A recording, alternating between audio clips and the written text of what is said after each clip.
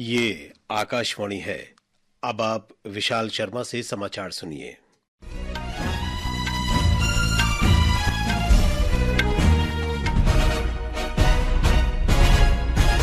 राष्ट्रपति द्रौपदी मुर्मू ने आज ओडिशा में केंदुझार और मयूरभंज जिलों को जोड़ने वाली 6,294 करोड़ रुपए की 3 रेल परियोजनाओं सहित विभिन्न परियोजनाओं की आधारशिला रखी।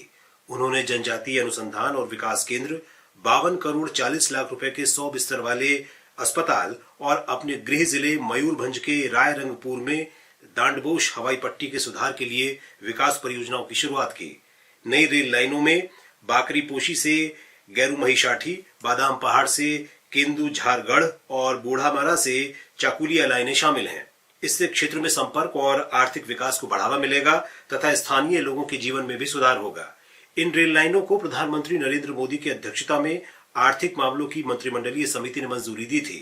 इस अवसर पर ओडिशा के मुख्यमंत्री मोहन चरण मांझी, केंद्रीय रेल मंत्री अश्विनी वैष्णव और जनजातीय मंत्री जुएल ओराम भी उपस्थित थे। राष्ट्रपति मंगलवार से अपने गृह राज्य ओडिशा की 5 दिवसीय यात्रा पर थीं। वे आज दोपहर दिल्ली लौट आई हैं। प्रधानमंत्री नरेंद्र मोदी ने कहा है कि सरकार पूरे देश में संपर्क व्यवस्था बेहतर बनाने के लिए प्रतिबद्ध है।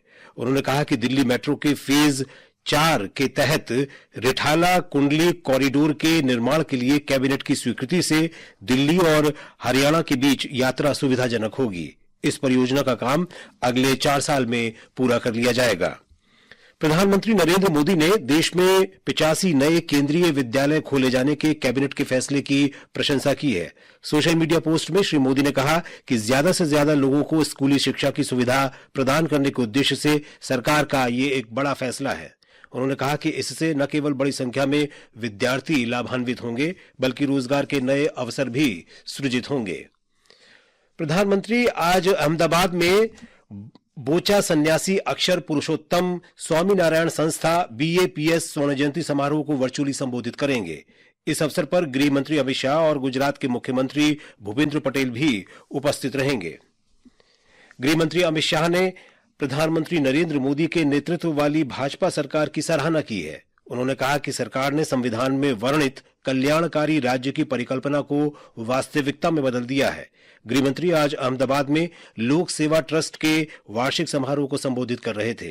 इस अवसर पर उन्होंने कहा कि भारतीय जनता पार्टी की सरकार गरीबी उन्मूलन, किफायती आवास, चिकित्सा देखभाल और शिक्षा तथा नागरिकों के बेहतर जीवन के लिए प्रतिबद्धता के साथ राष्ट्र के समग्र विकास का लक्ष्य लेकर काम कर रही है। श्री शाह ने आज सुबह अहमदाबाद में 70 बिस्तरों वाले बहुउद्देशीय अस्पताल का भी उद्घाटन किया। प्रधानमंत्री नरेंद्र मोदी ने आज कहा कि सशस्त्र सेना झंडा दिवस देश के साहसी सैनिकों की वीरता, दृढ़ संकल्प और बलिदान को सम्मान देने का दिन है। सशस्त्र सेना झंडा दिवस के अवसर पर अपने संदेश में प्रधानमंत्री ने कहा कि उनकी बहादुरी प्रेरणा देती है और उनका बलिदान सभी को विनम्र बनाता है। उन्होंने लोगों से सशस्त्र सेना झंडा दिवस कोष में योगदान देने का भी आग्रह किया। रक्षा मंत्री राजनाथ सिंह ने आज सशस्त्र सेना झंडा दिवस के अवसर पर भारतीय सशस्त्र बलों के साहस, वीरता, धैर्य और बलिदान को नमन किया। उन्होंने कहा कि ये भारतीय सशस्त्र बलों के साहस और योगदान को स्मरण करने का दिन है। ये दिन हमारे वीर जवानों और पूर्व सैनिकों के अदम्य साहस, त्याग और समर्पण का सम्मान करने का अवसर है। केंद्रीय वित्त मंत्री निर्मला सीतारामन ने आज नई दिल्ली में बजट पूर्व विचार विमर्श के लिए आयोजित बैठक की अध्यक्षता की। बैठक में विभिन्न किसान संगठनों के प्रतिनिधि और मुख्य कृषि अर्थशास्त्रियों ने भाग लिया। बैठक का उद्देश्य 2025-26 के केंद्रीय बजट पर विचार विमर्श करना था। सीरिया में सरकारी सुरक्षा बलों ने दारा शहर पर अपना नियंत्रण खो दिया है। इसे मुख्य रूप से देश में वर्ष 2011 के सिविल विद्रोह का केंद्र माना जाता है। ब्रिटेन स्थित Syrian observatory for human rights के अनुसार विद्रोहियों ने अब तक दारा प्रांत के दारा शहर में 90% से अधिक भूभाग पर कब्जा कर लिया है। एडिलेड ओवल में ताजा समाचार मिलने तक भारत ने अपनी दूसरी पारी में 2 विकेट पर 62 रन बना लिए हैं। ऑस्ट्रेलिया ने पहली पारी में 337 रन बनाए थे। इससे पहले कल कप्तान रोहित शर्मा ने टॉस जीतकर बल्लेबाजी करने का फैसला किया था। हालांकि भारतीय टीम मात्र 180 रन पर ही सिमट गई। इसके साथ ही ये समाचार बुलेटिन समाप्त हुआ।